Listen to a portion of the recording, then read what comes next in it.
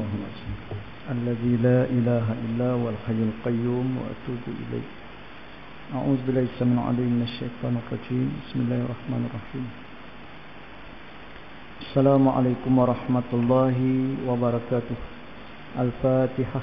أعوذ بالله من الشيطان الرجيم. بسم الله الرحمن الرحيم. الحمد لله رب العالمين الرحمن الرحيم مالك يوم الدين.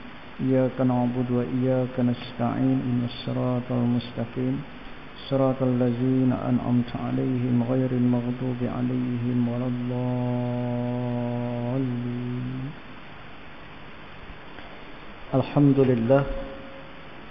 الحمد لله رب العالمين والعاقبة للمتقين على عدوان إلا على الظالمين وهدانا على صراط مستقيم صراط الذين أنعمت عليهم من النبيين والصديقين والشهداء والصالحين. أشهد أن لا إله إلا الله وأشهد أن محمدا عبده ورسوله. اللهم صل وسلم وبارك على سيدنا محمد وعلى آله وصحبه ومن تبعهم بإحسان إلى يوم الدين. سبحانك لا علم لنا إلا ما علمتنا إنك أنت العليم الحكيم. لا حول ولا قوة إلا بالله العلي العظيم. أما بعد. Tuan Imam, rekan kuasa masjid dan juga seluruh jamaah sekalian.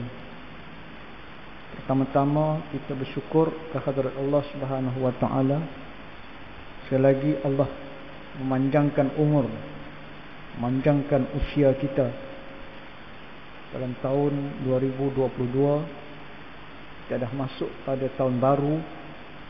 Kita berazam mudah-mudahan kita terus istiqamah dan mempertingkatkan lagi amalan kita insya-Allah. Dengan meningkatnya umur kita, maka kita bersedia untuk melakukan apa sahaja yang terbaik untuk kehidupan kita sebelum kita dipindahkan daripada alam dunia kepada alam akhirat yang kekal untuk selama-lamanya. Maka beramallah selagi mana kita mampu beramal, beribadatlah selagi mana kita diwajibkan untuk beribadah. Sampai masa dan ketikanya kita akan beristirahat, maka kita akan dihisab oleh Allah Subhanahu wa taala amalan-amalan yang kita lakukan. Sama ada amalan kita diterima ataupun tidak, kita tidak mengetahui. Allah yang Maha mengetahui. Cuma kita mengharapkan ar-raja. Raja maksudnya mengharapkan yang terbaik daripada Allah, dan Allah tidak akan menganiayai, menzalimi hamba-hambanya yang sentiasa mengharapkan belas rahmat daripada Allah Subhanahu wa taala. Tuan-tuan muslimin yang dirahmati Allah,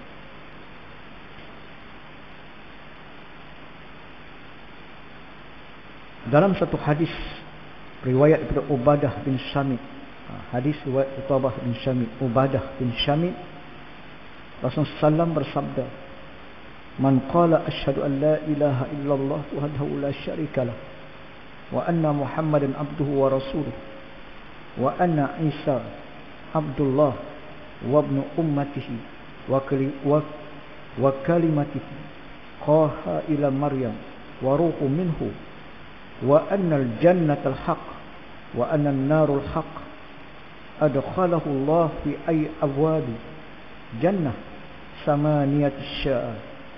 Barang siapa yang menyatakan, saya bersaksi bahawa tidak ada Tuhan selain Allah, Maha Esa, yang tidak ada sesuatu baginya, yang tidak ada sekutu baginya, Muhammad adalah hambanya dan utusannya, dan Nabi Isa adalah hamba Allah dan anak lelaki daripada budak perempuannya yang diciptakan dengannya, kalimatnya yang disampaikannya kepada Maryam, dan dengan tiupan roh darinya, dan sesungguhnya syurga dan neraka itu benar, sesungguhnya syurga dan neraka itu adalah benar adanya, maka akan dimasukkan ke pintu-pintu syurga manapun yang ada 8 yang ia menghendaki.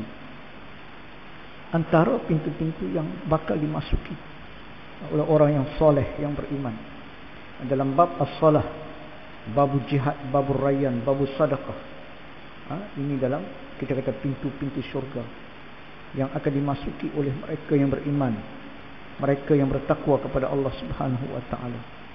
Maka kata Abu Hurairah bahwasanya Rasulullah SAW bersabda, barang siapa yang menginfakkan hartanya di jalan Allah, maka ia akan dipanggil daripada pintu syurga, wahai hamba Allah, ini lebih baik bagi kamu. Lalu barang siapa yang termasuk ahli solat, maka dipanggil daripada babus solat, yakni pintu solat.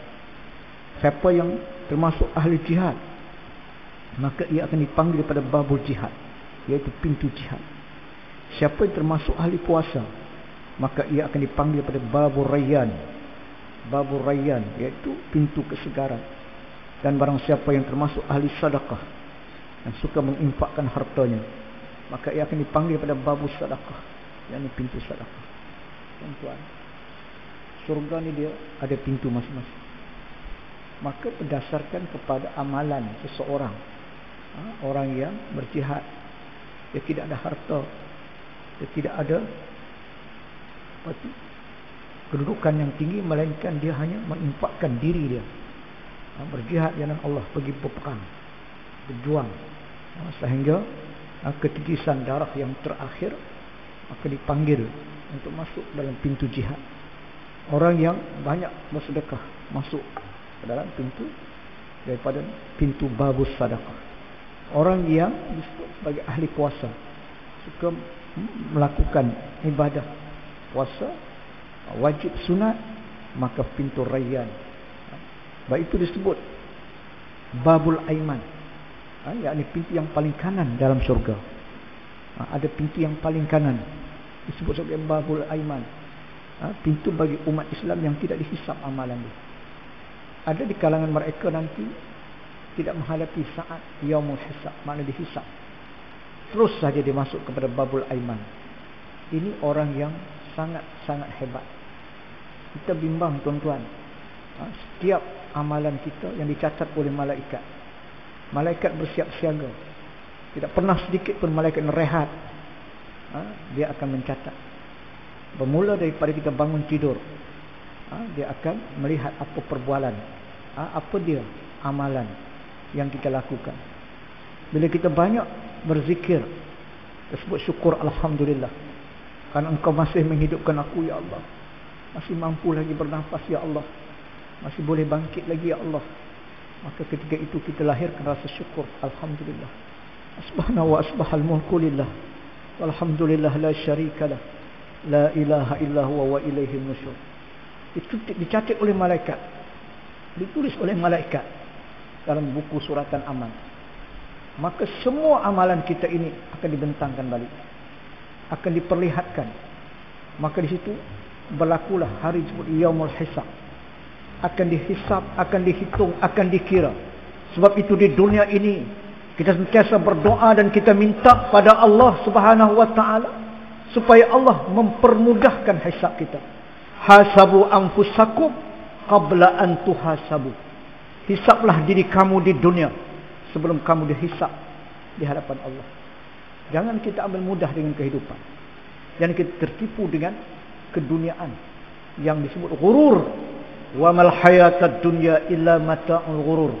Bukankah kehidupan dunia akan menipu dan memperdayakan?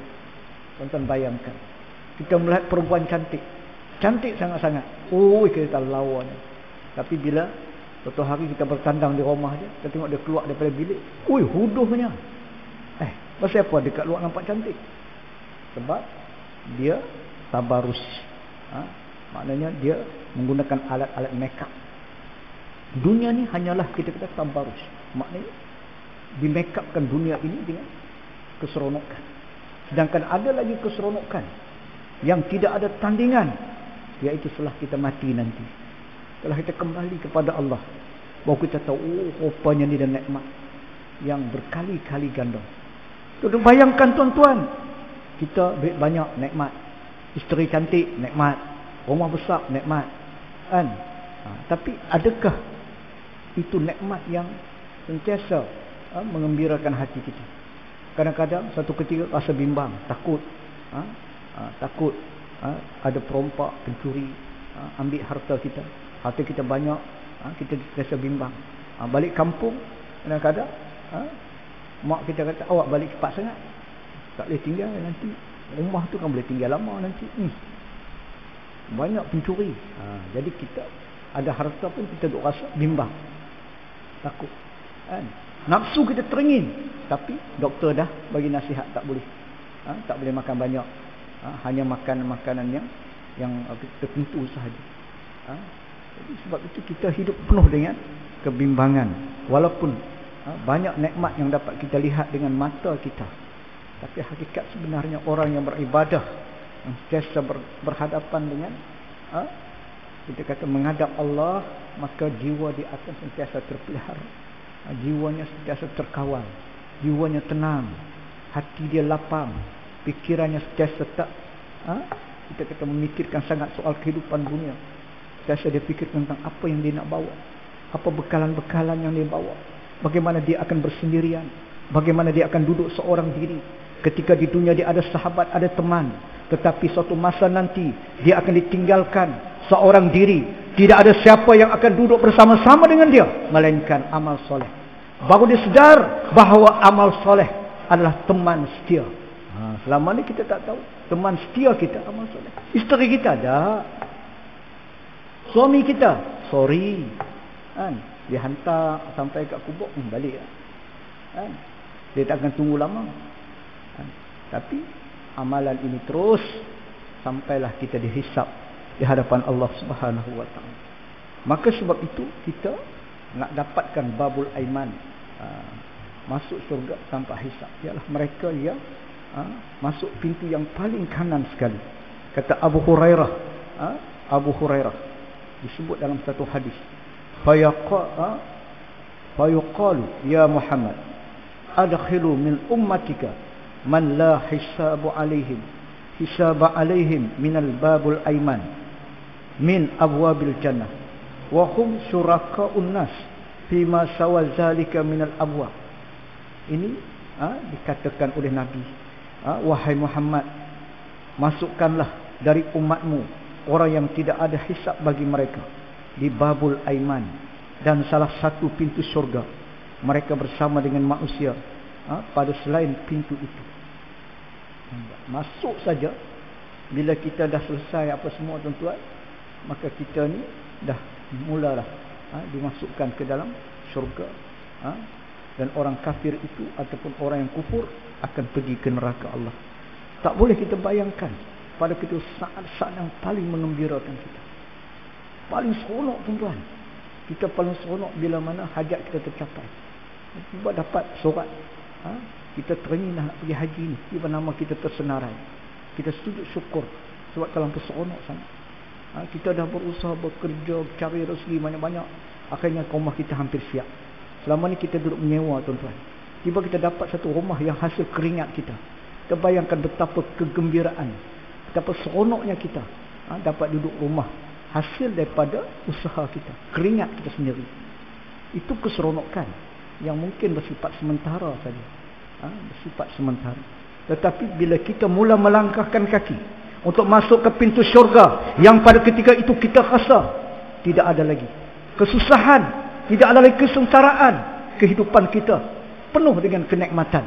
Allah Subhanahu wa taala sebut, wa basyiril ladzina amanu wa amilus solihat, bergembiralah kamu dengan syurga Allah. Wa basyiril ladzina amanu wa amilus solihat bi anna lahum jannatin tajri min tahtihal anhar. Allah sediakan syurga yang mengalir sungai-sungai di bawahnya.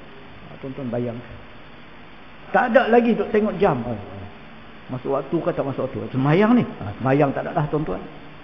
Bahkan kita nanti roh kita pun bila kita mati dikumpulkan bersama-sama dengan roh orang-orang yang beriman, yang beramal soleh, maka ketika itu kita tidak lagi perlu nak buat majlis-majlis ilmu, jumpa dengan roh ustaz-ustaz dulu kan.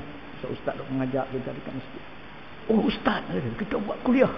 Ni sebelum kiamat ni kita buat kuliah kat sini. Kuliah apa tuan-tuan? Tak ada dah. Ni masa hidup ni lah. Hidup ni lah dia bermanfaat. Fazakir fa inna zikra tanfa'ul mu'minin. Masa kita hidup memberi manfaat kepada orang beriman. Kita tuan-tuan, bila kita makin jauh, maka kita tak dapat manfaat yang datang pada Allah, mana hidayah, petunjuk. Sebab hati kita ni bila tak diberi makan, dia akan jadi keras. Bila keras saja hati, dia amat sukar untuk ditembusi. Bahkan syaitan yang dilaknat oleh Allah sentiasa berusaha agar kita terus jahil, terus hati kita ini maknanya dipantul. Kalau kata batu pun, kalau hujan duk nitik, akhirnya dia ada, kita kata berlekuk, tetapi hati keras dah. Ceritalah pasal syurga ke neraka ke azab kubur ke, tak ada. Sebab hati tu dah keras. Bila hati keras, maka Allah membiarkan dan tidak mempedulikan lagi orang yang telah berumur 60 tahun masih lagi tidak terfikir untuk beribadah dan memberi alasan yang bermacam-macam, maka Allah tak peduli dah. Allah membiarkan. Tuan-tuan boleh tengok hadis dalam penawar bagi hati, hadis 40 yang disebut betapa Allah sudah tidak mempedulikan lagi apa juga alasan, keuzuran bagi orang yang dah sampai usia 60 tahun yang masih lagi menangguh-nangguhkan ibadat. Dalam babu disebut wal qazimina anin nas, yakni pintu syurga bagi umat Islam yang mampu menahan emosinya dan memaafkan orang lain. Ini satu lagi pintu syurga yang kadang-kadang kita tak tahu. Orang yang sentiasa menjaga perasaan.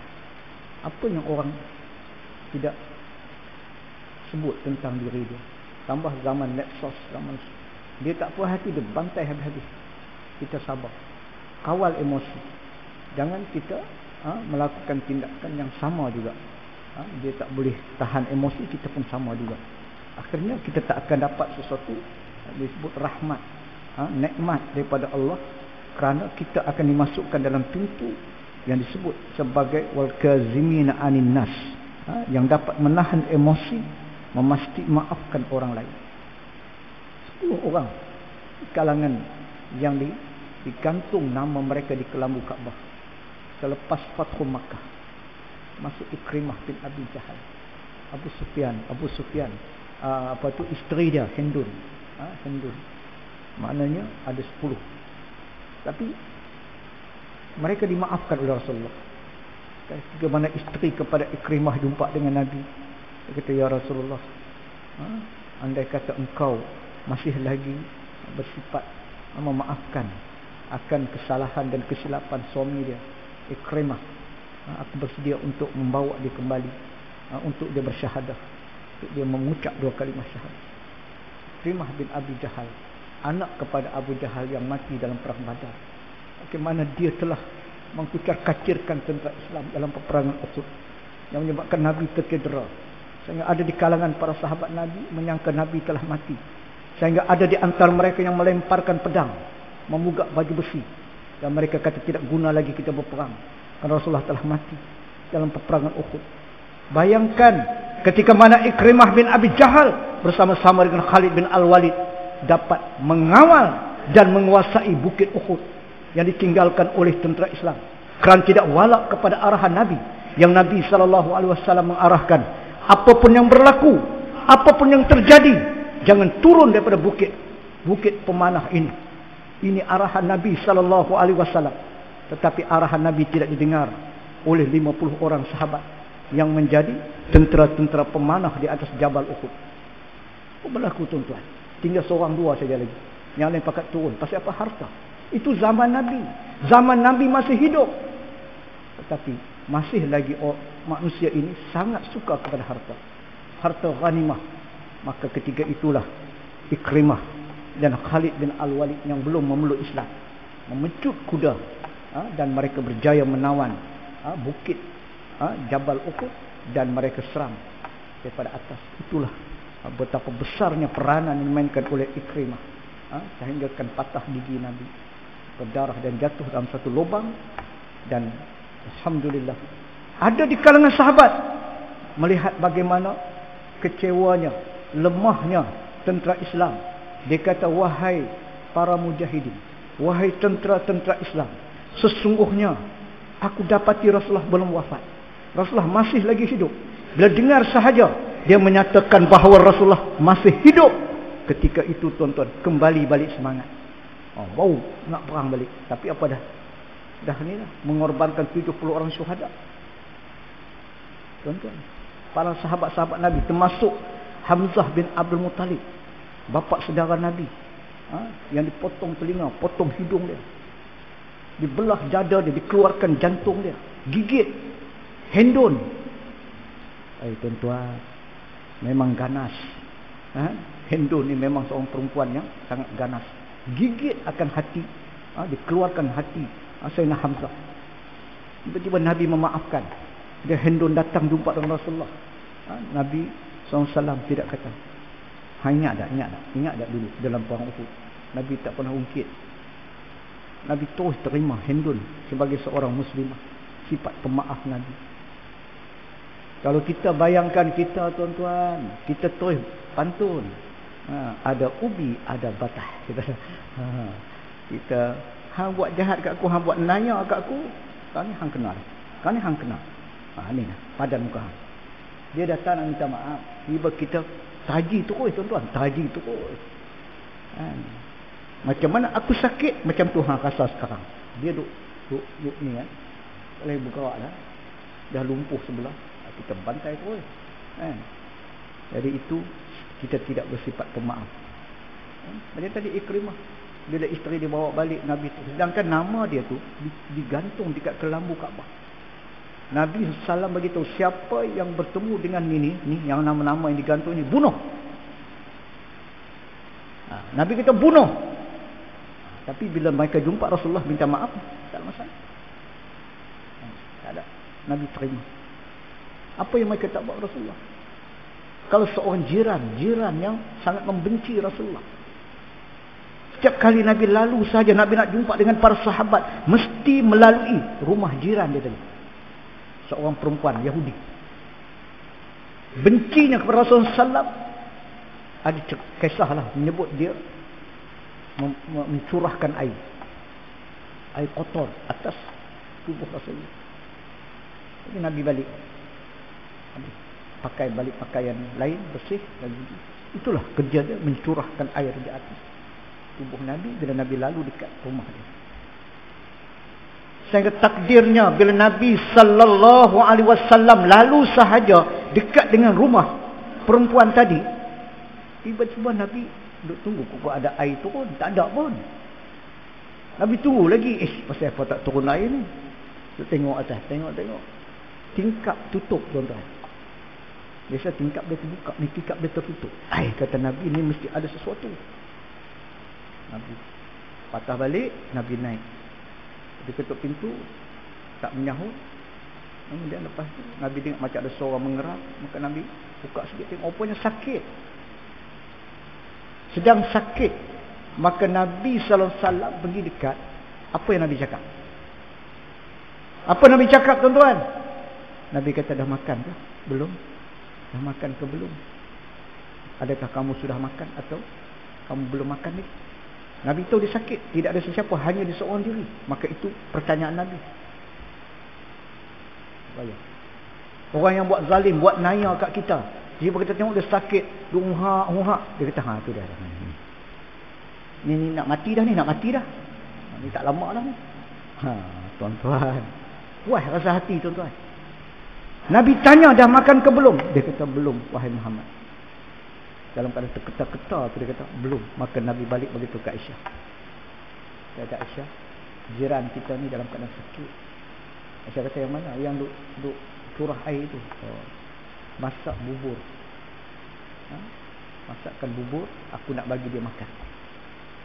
Rasulullah, tuan-tuan, maknanya orang buat zalim pada dia, dia tetap membalas dengan kebaikan. Dia suruh Aisyah masak bubur, Aisyah ni masak semangkuk. Maka Nabi bawa, Nabi naik balik rumah tadi, Nabi kata, nah makan.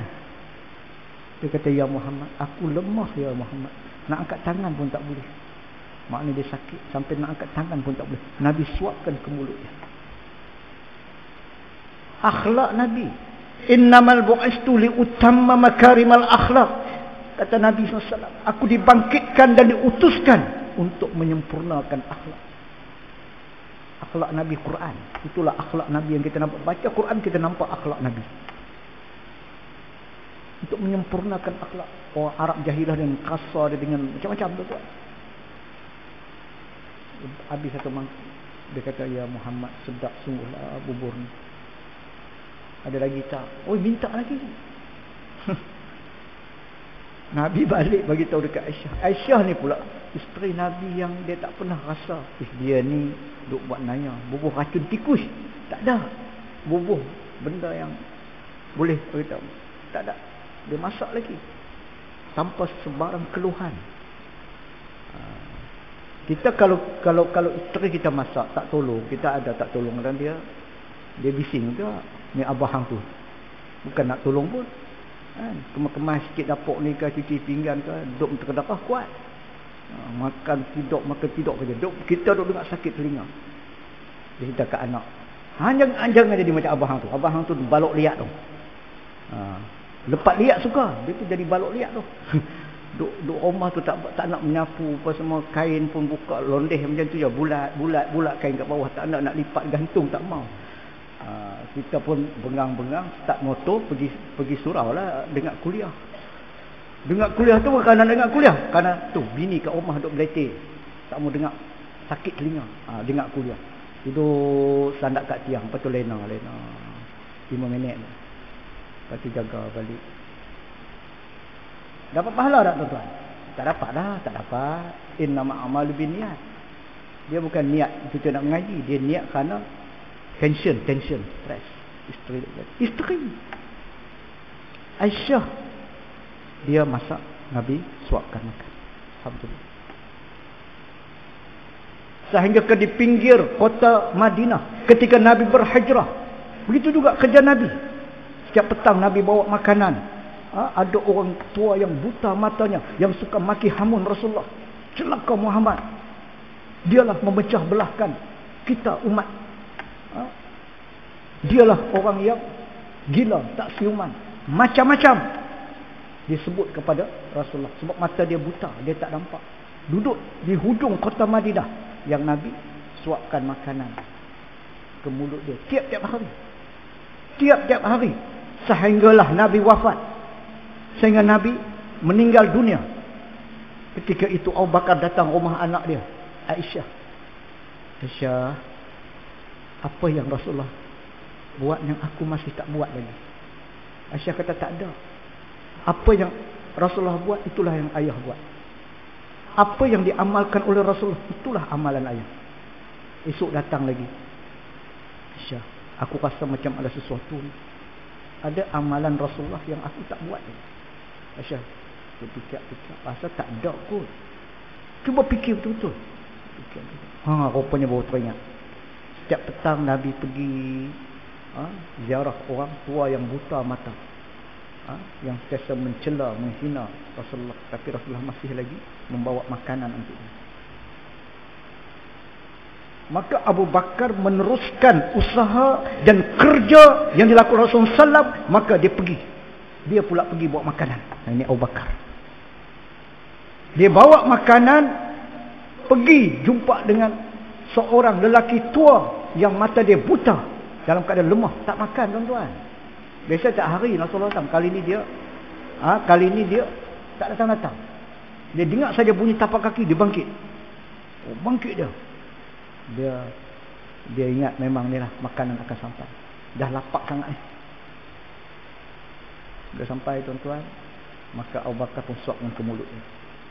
Dia duduk nganga siap dah, buah dalam mulut dia. Masuk makanan dalam mulut tuan-tuan, dia tak telan makanan tadi. Kita panggil kemam kan, kemam. Lepas tu dia ludah balik. Makanan yang disuapkan oleh Abu Bakar As-Siddiq diluahkan semula. Dia tak makan makanan yang disuapkan oleh Abu Bakar. Lalu terkejutlah Abu Bakar. Abu Bakar kata, kenapa kamu tak telan makanan ini? Ma anta, siapa kamu? Siapa kamu yang suapkan makanan ke mulut aku? Abu Bakar tanya, kenapa? Dia kata tak sama dengan orang yang menyuapkan makanan ke mulut. Makanan itu dia lecek bagi lembut. Dah lembut disuapkan ke mulut, baru dia rasa makanan tu boleh ditelan. Ini keras-keras dia dalam mulut tuan. Gigi dah tak ada. Kan? Nak makan, nak kunyah makanan tak boleh. Jadi bila keras dia luah balik. Maka Abu Bakar kata, itulah yang kamu maki, yang kamu cerca, yang kamu hina dia ketika mana disuapkan makanan ke mulut kamu. Siapa? Itulah Rasulullah. Dan dia telah wafat. Dia telah wafat. Dan aku yang mengambil alih tugas Rasulullah yang aku kasihi. Maka aku cari kamu. Sebab itu tugas Nabi. Itu kerja Nabi. Dan aku suapkan makanan ke mulut kamu. Dalam keadaan aku tak mengetahui. Rupanya Nabi SAW melembutkan makanan. Dia lenyek makanan. Disuapkan ke mulut kamu. Yahudi tadi. Terus dia terduduk dengan lutut dia. Dia terduduk dengan lutut dia. Kemudian dia angkat tangan. Celaka aku, celaka aku, celaka aku. Kenapa aku hina orang yang paling baik? Kenapa aku hina dia? Maka dia menangis.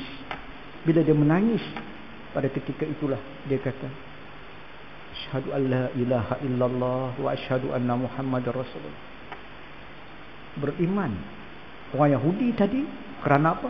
Kerana akhlak Rasulullah, sifat pemaaf Nabi.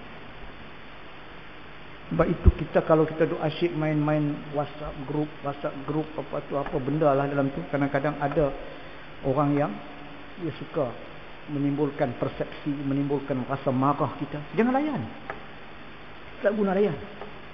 Dia hantar gambar yang bukan-bukan. Kita tahu gambar edit lah, semua kita tahu. Kita jahil-jahil kita tentang IT ni kita tahu. Kalau kita betul-betul jujur, kita nak bagi orang sedar diri, kita penuhkan daripada A sampai Z. Tunjuklah, bagi kita nilai sendiri. Dipotong. Kita pun saya buat dekat tempat lain. Orang lain pula balas pula begitu. Akhirnya jadi perang cyber. Ini berlaku di zaman yang Nabi sebut, zaman penuh dengan fitnah. Nabi masih hidup, maka Nabi akan bagi tahu di akhir zaman nanti akan kita berdepan dengan zaman yang penuh dengan fitnah, seperti kegelapan malam yang begitu gelap. Ketika itu Nabi berpesan dan Nabi beri peringatan, badiru bil aqmal qabla an ta'tiyal fitanun kakinul laili muslim yusbihu rajulun mu'minan wa yumsi kafiran wa yumsi mu'minan wa yusbihu kafiran yabi'u dinahu bi'aradin minad dunya qalil. Bersegeralah kamu beramal dengan amal yang soleh, jangan tangguh-tangguh. Belum sampai zaman fitnah, kegelapan yang sangat gelap. Orang tak boleh nak beza. Orang tak suka nak menapis, nak tengok. Patut kita ada filter, tetapi dulu masuk hadis-hadis maudhu sekali. Ada hadis yang kita kata yang diada-adakan, cyber merata-rata tempat. Oh, kita kata ni betul cyber. Kaji dulu, tengok. Kamu akan melihat, kata Nabi, orang yang beriman di waktu subuh, waktu petang kafir. Waktu petang beriman, wa yumsi mu'minan wa yusbihu kafiran. Waktu pagi jadi kufur dengan Allah. Banyak bentuk. Dan kadang itulah zaman yang kita hadapi sekarang, yang kita kena sentiasa badiru bil amal, kena bersegera beramal. Segera beramal, serah pada Allah SWT. Jangan kita emosi dan kita juga mengikut kita kata kemarahan yang Nabi sebut dalam hadis. Kita akan masuk dalam syurga yang disebut wal kazimina anin nas. Kemudian disebut innallahi baban fil jannah la yadkhuluhu illa man ghafa an mazlamati. Sesungguhnya Allah memiliki satu pintu dalam syurga yang tidak ada orang yang memasukinya kecuali orang yang memaafkan akan sesuatu kezaliman. Ini satu lagi pintu yang orang yang dipersilakan masuk, dijemput. Dia akan masuk dalam pintu ini orang yang memaafkan suatu kezaliman yang dilakukan oleh orang lain kepada diri dia, maka diserah kepada Allah Subhanahu wa taala. Adapun nama-nama pintu yang selanjutnya iaitu disebut Yang ke-7 dan yang ke-8 ulama masih berbeza pendapat. Imam Nawawi dalam Sahih Muslim, dalam Syarah Muslim dia mengutip pendapat Al-Qadi Iyad dengan berkata, disebutkan dalam hadis lainnya tentang nama-nama syurga yang ada 8, iaitu Babut Taubah. Orang yang suka bertaubat, dia akan masuk kepada pintu Babut Taubah. Orang yang banyak istighfar. Setiap kali dia melakukan sesuatu, dia sebut Astaghfirullahalazim. Dia nak bercakap, dia mulakan dengan Astaghfirullahalazim. Kemudian bila dia dalam keadaan bersendirian, dia akan banyakkan beristighfar. Astaghfirullahalazim allazi la ilaha illa huwal hayyul qayyum wa atubu ilaih. Kadang-kadang bila dia rasa hari ini dia ada buat dosa, malam dia bangun, solat taubat. Buat sembahyang, solat taubat. Lepas solat tahajud, buat solat taubat. Maka insya-Allah dia akan masuk ke pintu taubat. Allah ni Maha menerima taubat. Zaman Nabi Musa AS ada seorang lelaki yang memang dia ni jahat, samsing, menyebabkan penduduk kampung tak suka, maka diusir. Tapi mereka tak berani usir. Tapi nak buat macam mana? Akhirnya mereka sepakat juga usir dia, maka keluarlah pergi kampung lain pula. Sampai tu kampung diusir lagi, dalam keadaan sentiasa orang kampung yang dia pergi tidak suka kerana keburukan perangai dia. Akhirnya dia mati. Bila mati, tuan-tuan, tidak ada sesiapa pun nak uruskan mayat dia. Lalu mereka kata, nak buat macam mana mayat ni? Kita campak saja dekat belukar, dekat hutan, semak samun. Dia mati, mayat dia dimakan oleh anjing liar, beruang dan sebagainya. Jadi dicampaklah. Bencinya orang pada lelaki-lelaki ni sampai dicampakkan mayat dia. Allah turunkan, bukan Allah terus. Nabi Musa ni dia bercakap dengan Allah. Lalu Allah bagi tahu pada Nabi Musa, supaya Nabi Musa cari lelaki ini yang telah meninggal dunia. Maka Nabi Musa pergi cari, jumpalah mayat tadi dekat hutan, semak samun. Maka Allah berfirman, wahai Musa, uruskan mayat ini bagaimana manusia biasa. Maka Nabi Musa terkejutlah. Nabi Musa kata, kenapa dia ni dihumbankan ke hutan, tidak ada orang nak menguruskan mayat dia.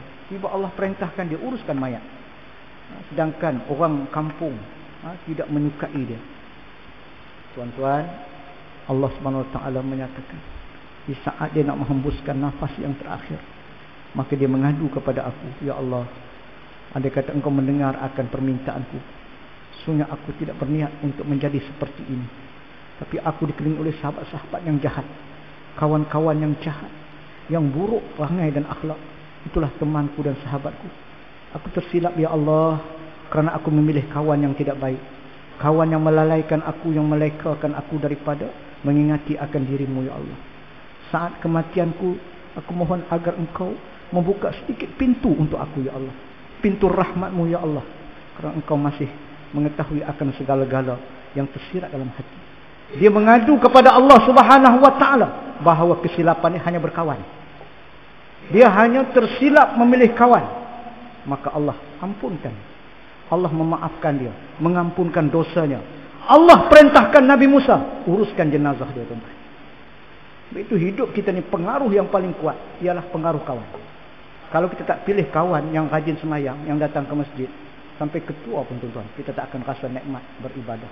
Sebab kawan kita semua yang sembang pasal perempuan. Oh, tu janda, tu cantik. Oh, janda. Dah umur dekat 60, sembang janda lagi. Oh, nasi lemak dia. Oh, sedap. Oh, kita pun. Tu masuk dalam kita punya grup WhatsApp kita. Gambar perempuan-perempuan yang dedahkan aurat. Ada, walaupun, oh, kita ni Islam. Kita cakap Islam gitu. Masuk gambar-gambar yang dedah aurat. Penyanyi-penyanyi dangdut. Apa tujuan? Nafsu. Sebab apa? Pengaruh kawan. Kawan-kawan hak jenis macam tu, hak picap pasal perempuan, pasal makan sedap. Cuba macam kita ni tuan-tuan, balik. Kita akan sembang apa? Oh, tadi kuliah okey juga. Kita benda ni kita tak fikir rupanya. Oh, ada banyak pilihan. Dia sentiasa berfikir tentang akhirat. Kalau kita kadang dia beli buku, dia hadiahkan kat kawan dia. Ni buku ni bagus ni, insya-Allah cuba baca. Sahabat yang saleh mengingati kita tentang kehidupan di akhirat, lebih kepada akhirat. Orang yang malam ni kita kata ada ceramah, malam ni ceramah di ambang tahun baru, ada ustaz mana? Ustaz ni. So apa buat Luqman lah cerita dulu kan. Dia dah tinggalkan zaman-zaman hiburan itu semua, dia berkawan dengan orang baik-baik. Akhirnya dia jadi semangat walaupun dia keadaan uzur, dalam keadaan dia tak apa sihat. Dia pergi merata tempat, orang jemput dia bagi kuliah, bagi ceramah dan sebagainya. Bukan apa letih je tuan-tuan, tapi letih tu dia berbaloi. Walaupun program kita padat, orang tanya ustaz mencari rehat tak? Saya kata memanglah, kita memang kalau nampak memang tak ada rehat, tapi dia punya nikmat tu di dalam hati. Kita rasa inilah yang kita boleh bagi sebelum kita mati. Sebelum kita mati ni kita nak sesuatu yang kita boleh tinggalkan, yang akhirnya menjadi satu amal jariah, yang mana kita berada dalam kubur nanti insya-Allah sampai pahala berterusan sampai akhir. Kita berkhidmat dengan masjid, apa kita dapat? Ada dapat elon banyak? Tak ada. Sagu hati adalah bagi sikit-sikit, tapi apa kita fikir? Ini sumbangan untuk agama Allah. Jangan kita masa keluh kesah. Kita jangan anggap ini satu beban pula. Sampai ada Bilal dipanggil imam satu masjid, pakai mic pula tu. So imam, dah habis azan ni, lama dah kami tunggu, tak mai lagi, tidaklah. kita pun macam masa covid. Zaman covid dulu mana boleh datang masjid tuan-tuan. Hanya orang tertentu ya. Itu pun masuk cengeng betul-betul. Datang puasa cukup cengeng. Tak ada mesra jemaah dah. Kan? Perambat tu. Balik. Tak bawa sejadah. Balik. Boleh. Cakap lembut sikit tuan-tuan. Ada orang musafir datang, dia mengadu. Dia jumpa saya. Dia kata, ustaz, macam manalah kita nak hidup? Kita kata masjid tu macam mana, kita kata gereja-gereja tu buat nak tarik orang muda tu kan, dia pemain dekat luar, dia panggil masuk dalam bagi makan budak-budak muda. Saya kenal ustaz, dia kata saya pergi, saya musafir, saya singgah, saya tak bawa sejadah. Kami sini buat sejarah. Ini pasal apa tak bawa? Ini musafir ni, orang musafir ni. Kita ambil dia. Ambil sejarah tu, letak balik. Lepas kan letak balik. Kasar tak tuan-tuan? Kasar. Patut ya, kita patut SOP, ada sejadah, ambil sejadah, insya-Allah. Tak payah sebut pil letak balik, dia pandai letak balik tuan-tuan. Lepas tu letak balik. Cengeng tuan-tuan. Dia kata macam mana ustaz? Kalau tak ada mesra jemaah. Kita mari, ini rumah Allah, bukan milik sesiapa pun, rumah Allah. Kan? Jadi insya-Allah bila kita jasa ra'i, orang datang, orang jauh, musafir datang, kita ra'i insya-Allah. Kita mati nanti pahala berterusan. Orang ingat orang ni dulu baik, orang ni dulu lembut dari segi percakapan dia. Jadi orang jadi seronok. Kita sembahyang pun rasa seronok, tuan-tuan.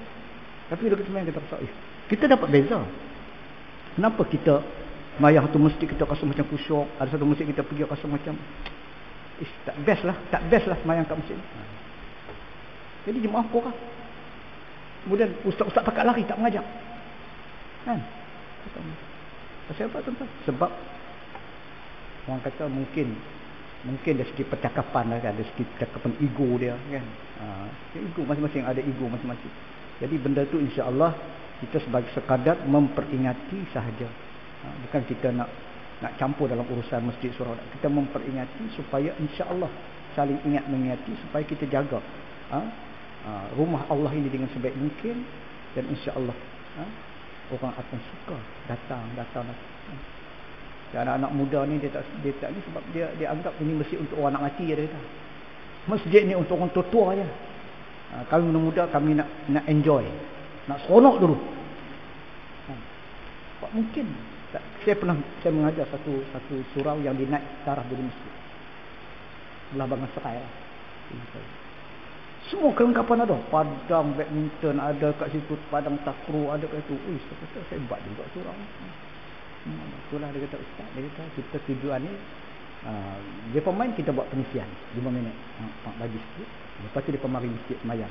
Kata semayang apa kena jaga, hampa nak main lah, tak ada masalah, guna apa kemudahan yang ada. Tapi masa semayang berhenti kita solat, bagi sikit tazkirah, ringkas hidup tuan-tuan. Allahu akbar. Dia 3-4 kali telefon saya, ustaz mainlah mengajar semua. Saya mula penuh program, tapi lama kelamaan saya cari juga ruang, boleh tak pergi. Rupanya kita tengok, rupanya hebat juga. Dia naik taraf jadi masjid dah. Dulu surau naik taraf jadi masjid. Alhamdulillah, kita juga makin ramai ahli kita jemaah kita, dan kita yang mana ada kena istiqamah. Dan kita usaha, mudah-mudahan yang kita buat sesuatu yang terbaik bagi diri kita di akhirat nanti. Kita masuk pintu-pintu yang disebutkan tadi. Kita nak Allah jemput kita dengan panggilan, ya ibadi, wahai hamba-hambaku, masuklah ke dalam syurgaku. Mudah-mudahan aqulu qawli hadza fastaghfirullah li wa lakum wa lisairil muslimin wal muslimat fastaghfiruh innahu laghafurur rahim. A'udzubillahi minasyaitonir rajim. Bismillahirrahmanirrahim. Alhamdulillahirabbil alamin wassalatu wassalamu ala Allahumma arina haqqa haqqan warzuqna ittiba'ah wa arina batila batilan warzuqna ijtinabah. Rabbana atina fid dunya hasanatan wa fil akhirati hasanatan wa qina azabannar. Wassallallahu ala sayyidina Muhammadin wa ala alihi wasallam. Alhamdulillahirabbil alamin. Insyaallah tuan-tuan, kita tangguhkan dengan tasbih kifar surat Al-Asr.